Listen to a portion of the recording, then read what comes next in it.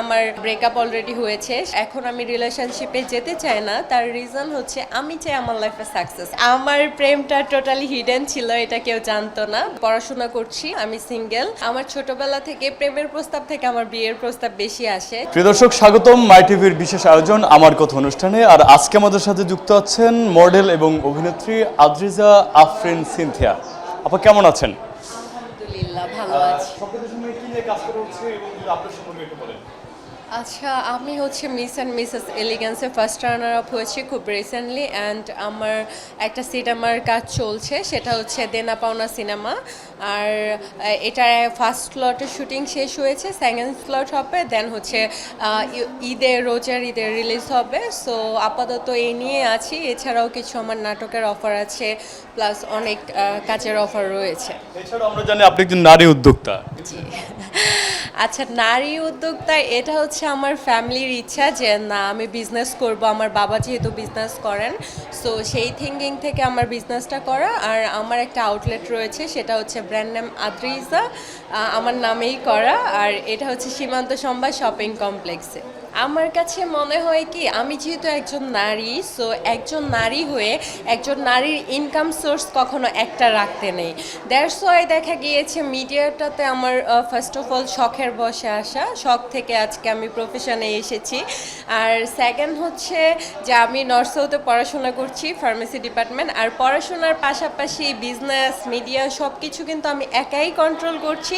এটা হচ্ছে আমার ফ্যামিলি থেকে পাওয়া, বা এটা আমার একটা অ্যাচিভমেন্ট, বা আমি হার্ডওয়ার্কিং পারসন। আমি চাই যে না, আমার একটা পজিশন এমন ক্রিয়েট করি যেন সবাই আমাকে এক নামে আদ্রিজা আফরিন নামে চেনে। দ্যাটস ওয়াই আমি এত পরিশ্রম করছি। প্লাস নারী উদ্যোক্তা বলতে পারেন। আর নারী উদ্যোক্তা, নারীদের নিয়ে কাজ করা বা এটা আসলেই খুবই একটা প্রাউডের ব্যাপার, যেহেতু আমি একজন নারী।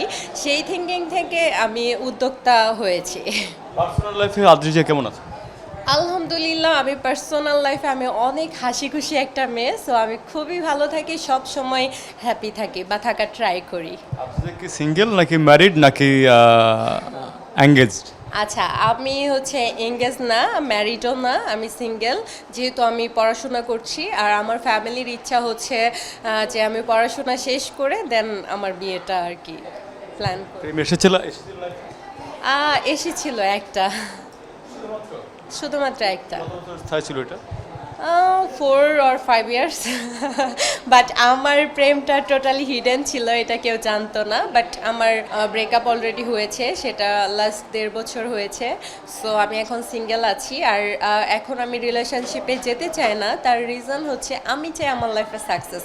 সো সাকসেস হতে গেলে আসলে রিলেশনশিপে টাইম ওয়েস্ট করার মতো সময় আমার নেই, যেহেতু আমি পড়াশোনা করছি, বিজনেস করছি, মিডিয়াতে আছি।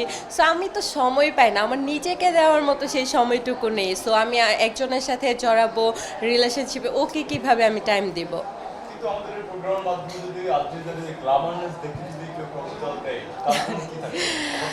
আচ্ছা, ওইটা আসলে আমাকে অনেকেই পছন্দ করতে পারে, ইভেন দো আমাকে অনেকেই প্রপোজ করে। সো সে তার জায়গা থেকে সে করতে পারে। আর আমার ক্ষেত্রটা হয়েছে কি, যে আমি আমার জায়গা থেকে সেটা একসেপ্ট করবো কিনা সেটা তো আমার পার্সোনাল ম্যাটার। আর প্রেম ভালোবাসা, আসলে প্রেম সবাই চায়, কারণ ভালোবাসা বা প্রেম থাকলে জীবনে অনেক হ্যাপিনেস থাকে। সো সেই জায়গা থেকে সবাই চায় সবার লাইফে প্রেম আসুক, আমিও চাই। সো যদি ওরকম আন্ডারস্ট্যান্ডিং মিলে, ব্যাটেবলে মিলে, অবশ্যই রিলেশনশিপে যাব, কেন নয়। আদ্রিজা কি কিছু হাইড করছে? দ্যাট মিন্স যে একটাই প্রেম এসেছিল জীবনে, এটা কি বিশ্বাসযোগ্য হবে এই যুগে এসে? আমি আসলে ফ্লার্ট করতে পছন্দ করি না। সো আমি একটাই প্রেম করেছি। আর এইটা আপনারা নিউজের মাধ্যমে পেয়ে যাবেন, কারণ আমরা যখন কথা বলি এটা নিয়ে অনেক কন্ট্রোভার্সি হয়। সো এটা পেয়ে যাবেন, আমার লাইফে একটাই প্রেম এসেছিল। আমার হাজব্যান্ড অবশ্যই টল হতে হবে, যেহেতু আমার হাইট 5'7". আমার হাজব্যান্ড লাইক 6 ফিট হতে হবে, আর হ্যান্ডসাম হতে হবে।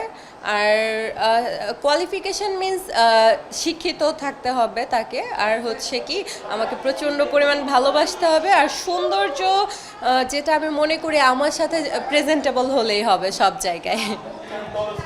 আমরা তো দেখি যে অনেক সময় খাটো হাজব্যান্ডও হয়, মানে লম্বা ছেলের, মানে খাটো ওয়াইফও হয়, আবার খাটো মেয়ের লম্বা ছেলে হয়, হাজব্যান্ডও হয়। তো আপনার ক্ষেত্রে ব্যতিক্রম হলেও ইট ডিপেন্ডস, এটা হচ্ছে টোটালি লাকের উপর ডিপেন্ড করে। আপনি যেটা বলছেন যে অনেক টল মেয়েদের আসলে হাজব্যান্ড শর্ট হয়, আবার অনেক মানে টল ছেলেদের ওয়াইফ শর্ট, ইট ডিপেন্ডস। কিন্তু আমি মনে করি যে আমার হাজব্যান্ড অবশ্যই টল হবে, যেহেতু আমি ফার্স্ট যার সাথে রিলেশনশিপে ছিলাম সে টল ছিলেন। আর আমার এখন পর্যন্ত যত প্রপোজাল এসেছে সবাই টল, আমার থেকে টল ছিল। সো প্রপোজাল বলতে কত প্রপোজাল একটু মানে সংখ্যায় বলা যায়? সংখ্যায় আসলে হিসাব করি নাই, কারণ আমার আমার ছোটবেলা থেকে প্রেমের প্রস্তাব থেকে আমার বিয়ের প্রস্তাব বেশি আসে, সেটা ছোট থেকে। সো আমি আসলে সেটা সংখ্যায় আমি কখনো ইয়া করিনি। আমাকে ধরেন 100 জন যদি আমাকে প্রপোজাল দেয়, তার মধ্যে 99টা আমার বিয়ের প্রপোজাল থাকে, একটা থাকে প্রেমের প্রস্তাব। সো দেখা যায় ওই যে আমাকে প্রেমের প্রপোজাল দেয় আমি কিন্তু সেটাতেই হ্যাপি হই, কারণ আসলে হুট করে তো কাউকে বিয়ে করা যায় না, আগে প্রেম করব তারপর বিয়ে করব। বাট দেখা গিয়েছে ওর সাথে আমার আন্ডারস্ট্যান্ডিং বা সব কিছু মিলিয়ে অ্যাভারেজ হয় না, দ্যাটস ওয়াই আমার প্রেম হচ্ছে না, বা আমি চাচ্ছিও না। কারণ বিয়ে করতে চাই কেন? আগে থেকে পাওয়ার জন্য এত সময় বিয়ে করতে চায়? আই ডোন্ট নো, এটা ওদের পার্সোনাল, একবার নিজের করে নিতে চায়। আমি জানি না সেটা। হ্যাঁ হ্যাঁ, এটা অবশ্যই ভালো, কেন ভালো না। তাহলে আগে থেকে মিনিমাম কতদিনের চেনা জানা? 6 মান্থ, আমি মনে করি যে 6 মান্থের একটা আন্ডারস্ট্যান্ডিং থাকলে দেন হয়তো বিয়ের দিকে মুভ করা যায়। এখন কি পরিমাণ প্রপোজাল লাগে মানে আসছে বা আসলে এটা অনেক ফানি কোশ্চেন, আপনারা অনেক ফানি কোশ্চেন করেন সব জায়গায়। আসলে এটা আমি সংখ্যায় গুনিনি, অনেক প্রপোজালই আসে আমার। সংখ্যায় গুণেননি? আমি তো আমার উত্তরটা পাইনি। বিয়ের জন্য কয়টা প্রপোজাল এসেছে, এই যাবত প্রেমের জন্য কয়টা এসেছে? অ্যামাউন্ট আমি জানতে চাচ্ছি আমাদের। অ্যামাউন্ট আসলে আমি ওইটা হিসাব করিনি, যেহেতু আমার এখন বিয়ের প্ল্যান নেই বা আমি প্রেমও করব না। সো সেই থিঙ্কিং থেকে আমি হিসাব বা গণনায় যাইনি এখন পর্যন্ত। তারপরে কি মানুষ একটু বেশি সুন্দর হলে বেশি প্রপোজাল আছে এরকম কিছু? বেশি সুন্দর হলে যে প্রপোজাল আসে এরকম না, অনেক ক্ষেত্রে আমার মনে হয় এটা লাক ফেভার করে। আমি দেখেছি অনেক কালো মেয়েকে অনেক ছেলেরা প্রপোজ করে, ইট ডিপেন্ডস, এটা হাজবেন্ডের যে মানে প্রত্যাশা যেটা বলছেন যে বাহ্যিক সৌন্দর্য কি সবকিছু, নাকি আসলে তাকে লয়াল হতে হবে? না, অবশ্যই একজন মানুষের বাহ্যিক সৌন্দর্যের থেকে ইনার যে বিউটিটা সেটা অবশ্যই থাকতে হবে। কারণ আপনি একজন মানুষের সাথে থাকবেন, লাইফ টাইম থাকবেন, ফুল লাইফ কিন্তু ওর সাথে আপনি থাকছেন, সে যদি ইনার মানে মন থেকে সে যদি ফ্রেশ না হয়, আপনি কিন্তু বাহ্যিক সৌন্দর্য দিয়ে ভালো থাকতে পারবেন না। দ্যাটস ওয়াই অবশ্যই এখনকার ছেলেরা বাহ্যিক সৌন্দর্যটা প্রেফার করে বেশি, বাট আমার মনে হয় যে ইনার বিউটিটাকেও প্রাধান্য দেওয়া উচিত। আপনি তো বাহ্যিক সৌন্দর্য দেখে নিচ্ছেন বা তাকে চাচ্ছেন, সে যদি অনেস্ট না হয়?